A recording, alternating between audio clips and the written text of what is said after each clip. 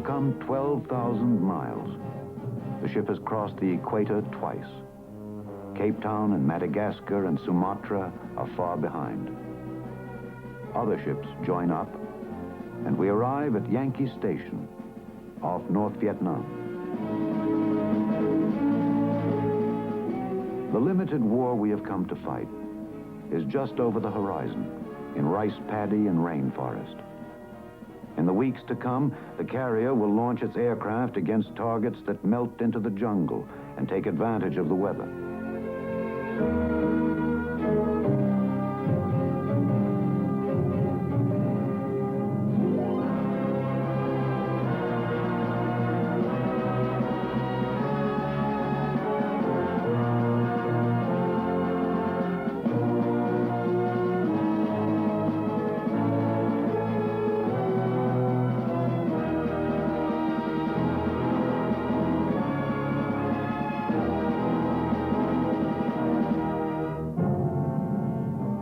This moment is the culmination of all training, though it go back through all the years of a man's career.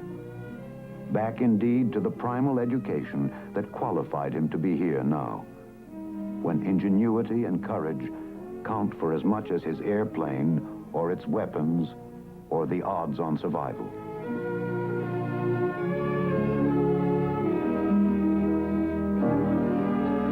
In response to sudden invasion in Korea, United States carriers moved overnight to furnish close air support to our outnumbered forces. Carrier aircraft patrolled the Taiwan Straits, while the nationalist Chinese forces moved the civilian population safely to Taiwan. Off the shores of Lebanon, while the Marines landed, the presence of our carriers close by and their aircraft overhead was enough to preserve stability and order in that small nation. During the crisis in the Congo, an aircraft carrier served NATO forces as a depot for jet fuel supplies.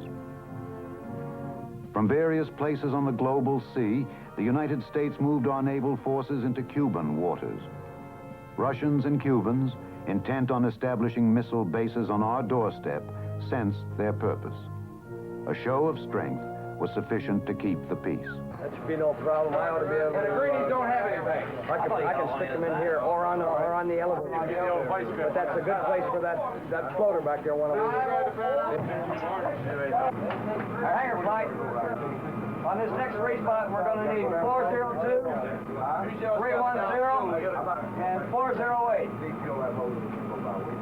10 minutes to launch, 10 minutes. Hey, Dave, did you get that 409 and your report on that tanker yet? 409, did you get a report on tanker yet? On the heavies. How about calling them? Hey, Chief Williams? Okay, will you tell them that we'll fly 713, we'll send 737 down below. 6 is down, 506 is down. Today is Event 2 Bravo.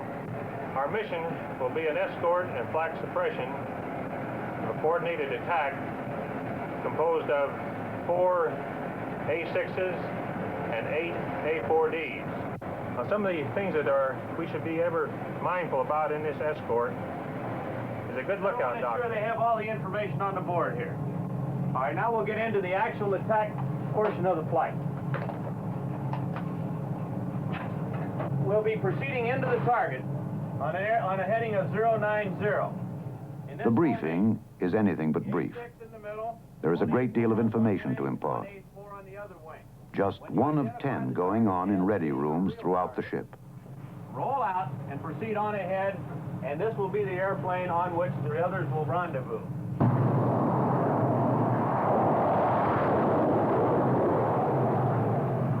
From a standing start, 20 tons of aircraft reach flying speed in 2 seconds flat.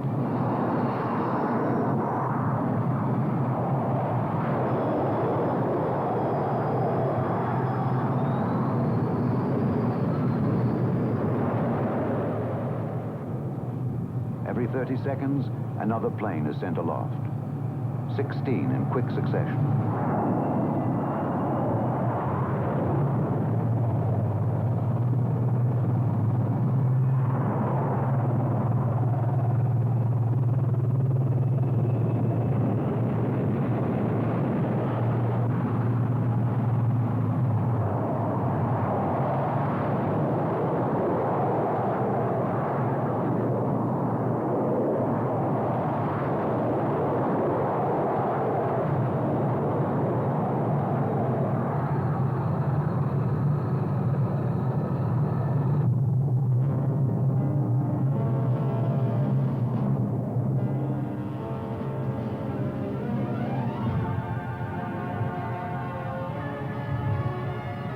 call it training, then, when you work your way through the valleys and over the ridges in daylight or in the dark of night.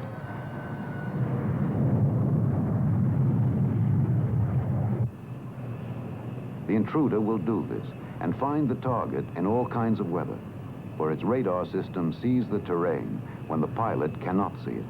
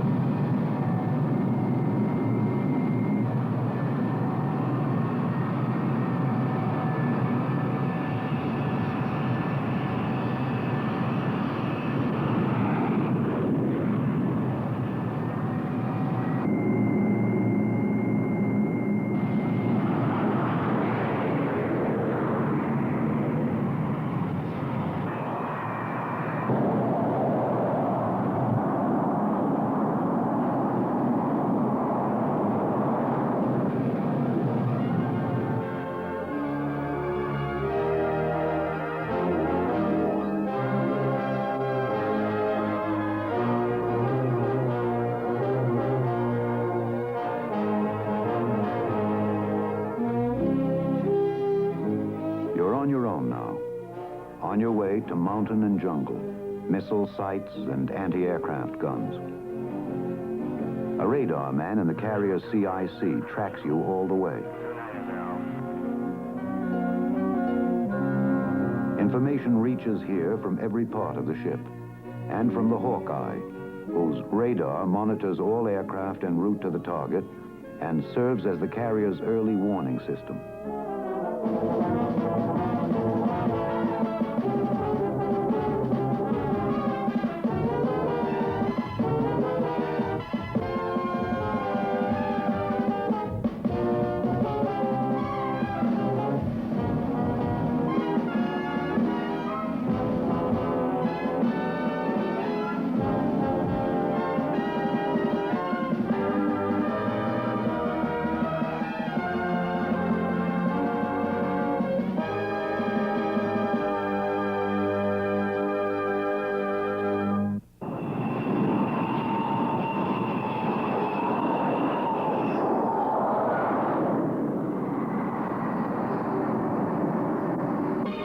The Marine Corps concept of close air support goes back to 1927, when Marine aviators flew wood and fabric aircraft out of makeshift fields in Nicaragua. Panels were laid on the ground by a besieged patrol to direct airstrikes against the Moncada rebels.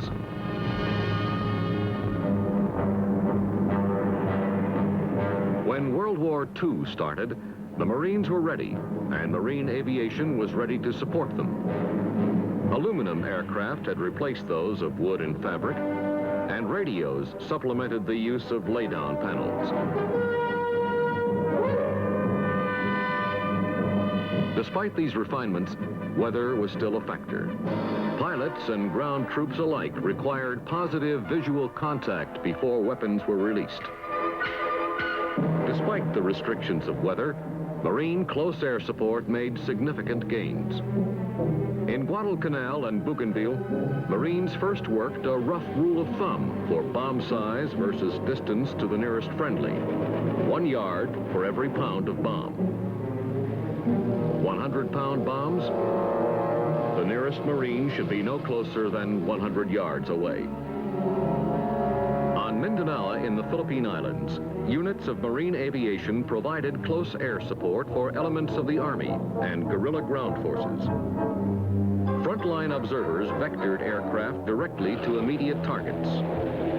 The Marine Air Group at Zamboango on the southern tip of Mindanao received a unique commendation from the Army general commanding the troops in the area for their efficient and effective close air support work. The doctrine of the only American flyers to see combat between 1918 and 1941 had been proven. Close air support should be immediately available. It should be carried out deliberately, accurately, and in coordination with other organized units. It was a lesson well learned for another time, another place, Korea, and the bleak cold of the Chosin Reservoir. And always the weather, hindering Marine aviation from flying their primary mission, operations in support of troop activities in the field.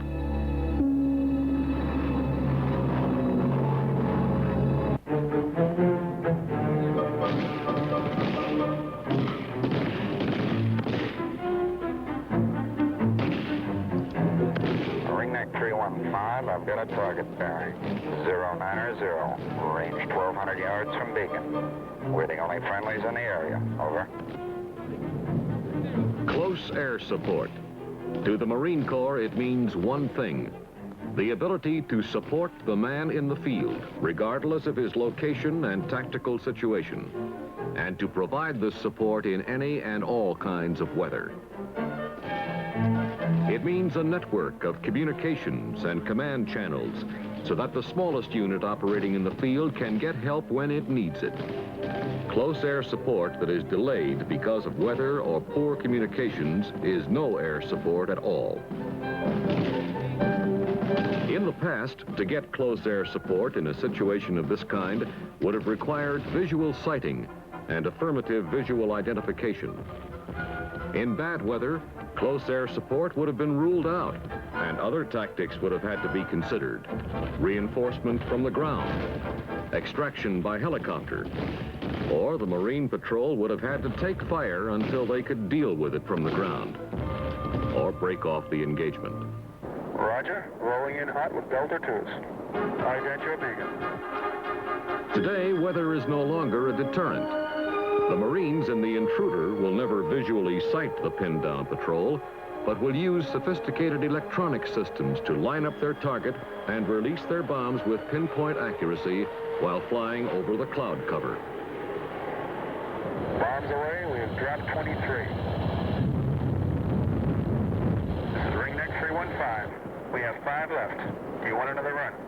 Now that's negative, Ringneck 315. That does it.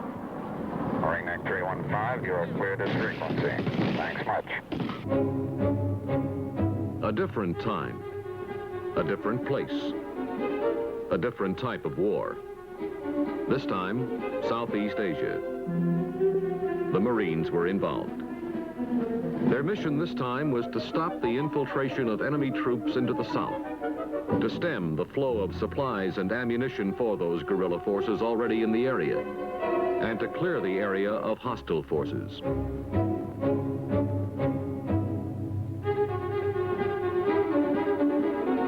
To the legendary list of Marine Corps battles, the names of Con Thien and Quezon were added.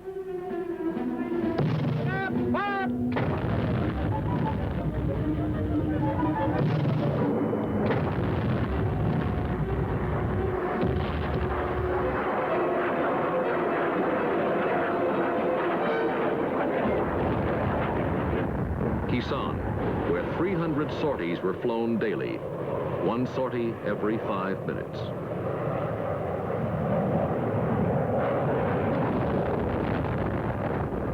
There are not so many well-known names now. It's a grueling day and night operation in the air, going out to locations that are hill numbers or coordinates on a map. But the mission is still the same: support the Marine in the field. The mission is the same, but the way Marine aviation performs it differs as much as today's aircraft differ from the wood and fabric planes of Nicaragua. Today's attack aircraft are crammed full of sophisticated electronic equipment. Crews can fly their way over hostile territory at any altitude, or they can fly along the very treetops. The terrain ahead is displayed on a television-like screen and enables the pilot to pick a route along a valley floor or fly between the mountains at night or in bad weather to avoid detection. Radar provides both crew members with a map of the area, and an airborne computer gives steering information to the pilot, as well as precise release of weapons. In close air support work, a near miss is not good enough. A near miss on the target could be a hit on friendly troops. Not all the electronic devices are in the aircraft. With an absence of hard radar targets, ground troops are using portable beacon transmitters in the field. The beacon writes its electronic signature on the airplane's radar scope to provide positive location of the forward air controller. The airplane's crew then computes an offset aim point to the target using the range and bearings the forward air controller provides. These forward air controllers are aviation people, bombardier navigators and pilots who rotate assignments in the field. They know the capabilities of the aircraft and problems of the ground troops. Like all Marines, they are professional in every sense of the word. It's a tough job, and they do it well. Each mission is planned in advance if it can be. If it can't be planned, if Marines are taking fire and need air support right now, everyone will have been briefed on the general conditions in the area.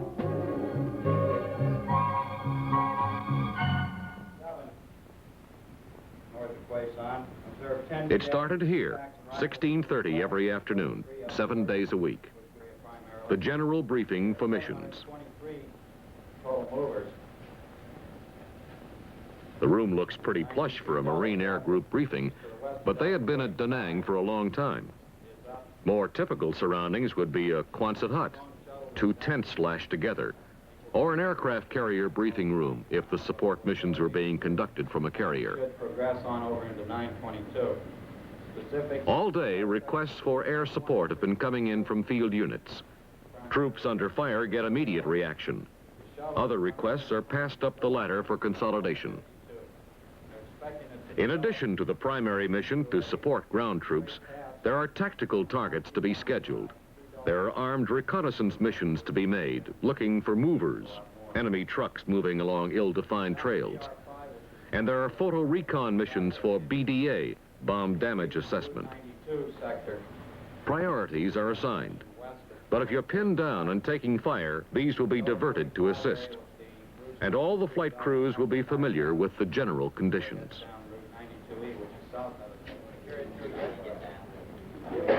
Individual target briefings are held immediately prior to each mission. Who will you work with? What are they doing? What kind of weapons will they need? What are the conditions as of right now? How will you contact them? These are the questions each crew needs answered before launch. During the briefings, and in fact around the clock, ground crews ready the aircraft. Today's attack aircraft are capable of carrying tons of bombs, 28 500-pounders. Different mixes are available for different missions. The ordnance crew carries out this task with an effortless grace born of experience.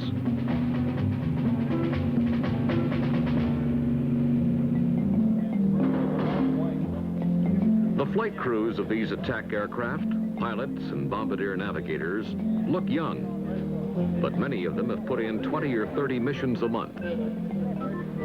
In addition to elements of the 1st Marine Division, these men provided close air support for the Army Americal Division. Their talk is the traditional talk of combat air crews everywhere, but flavored with terms of the electronic age. I looked at this stuff, there's about... A classic case. A Marine ground unit on radio relay duty was dug in on a hilltop hardpoint. Across the valley, there have been signs of enemy infiltration. There is a Marine patrol in the area.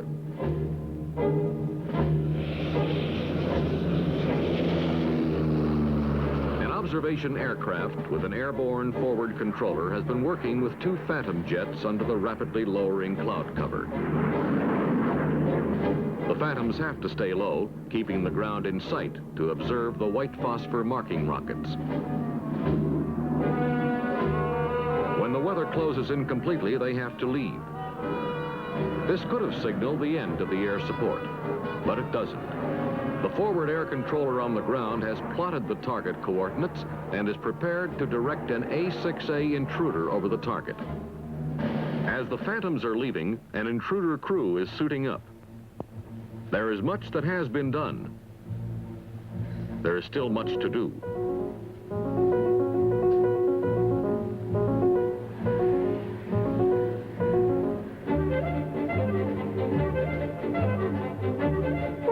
Once in the aircraft, the pilot checks it out with the help of the plane captain. At the same time, the bombardier navigator sets up the electronic side of the house. Nothing is left to chance. For a beacon flight in bad weather, when the crew will never see the target or the friendly troops, precision is the only acceptable standard.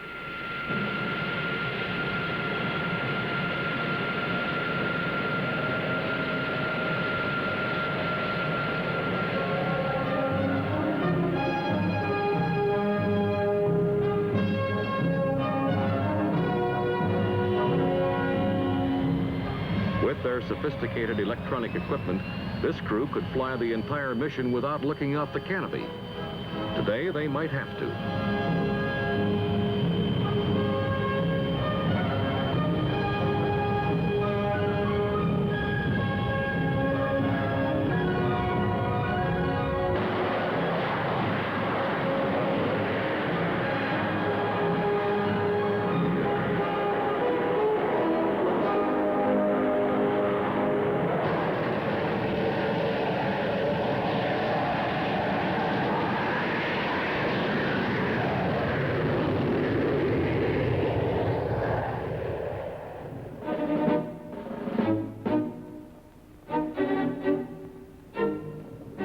The forward air controller has been living with these troops for nearly a month. Having flown in the aircraft, he knows exactly the information its crew will need for accurate weapons release. The signal transmitted by the beacon will be picked up by the Intruder and enable the crew to pinpoint its position. The bombardier navigator, using this as a known location, will, with the aid of his airborne computer, be able to direct the pilot to the exact point in the sky for proper weapons release to hit the target. Roger, 3 miles, cleared hot. Roger, Charlie. 368, 3 miles, we're cleared hot. Roger, 3 miles, you're cleared hot. Roger, cleared hot. 368, so bombs away, switch is safe. Roger, bombs away, switch is safe.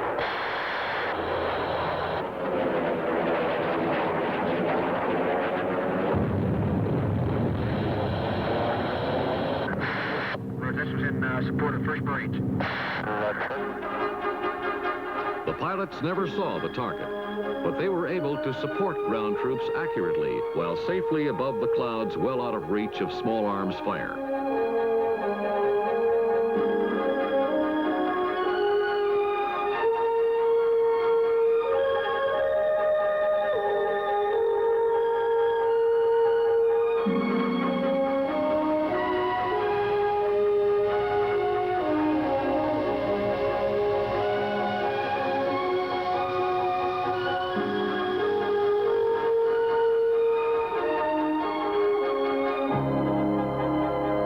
One mission has been completed.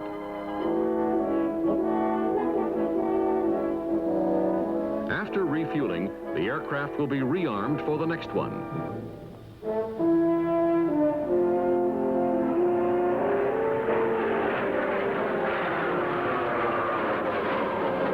However, flight readiness is more than hanging bombs, important as that is.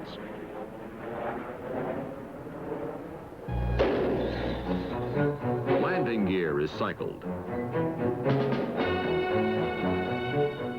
Engines due for inspection or overhaul are changed on the spot. A radar dock provides facilities for complete ground checks and maintenance of electronic equipment. Some aircraft even get a quick bath. Like the missions themselves, this is a round-the-clock operation.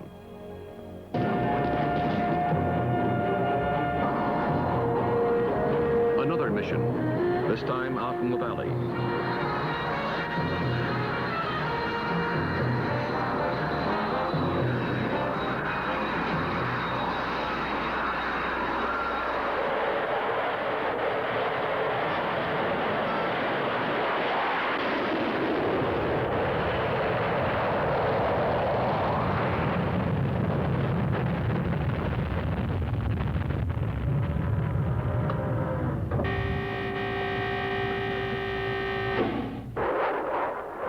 En route, the pilot checks on a save-a-plane, a program that tells him where artillery is being fired. Flying through airspace full of your own whizzing artillery shells is considered bad form.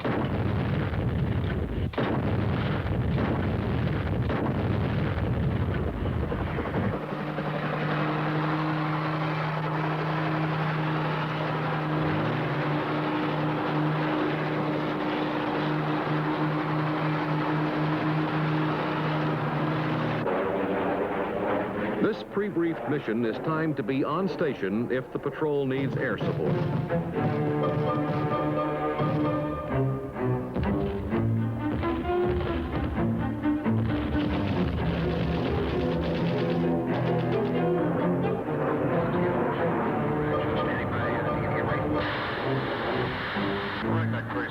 A forward air controller is located to cover the entire action, talking to both air and ground troops. Again, the beacon will provide an offset aim point for high-flying intruders.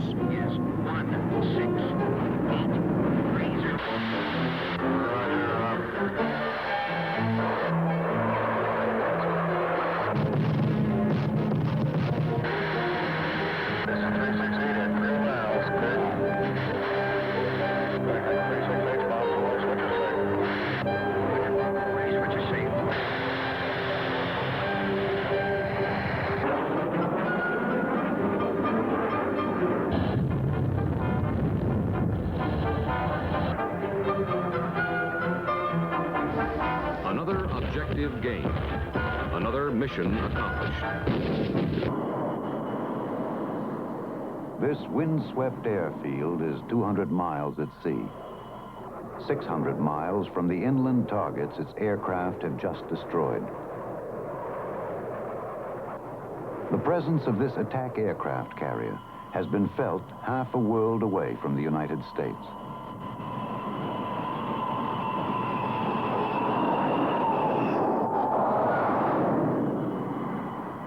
Here, in a land bordering on the China Sea, the peace and stability of a small nation is being threatened.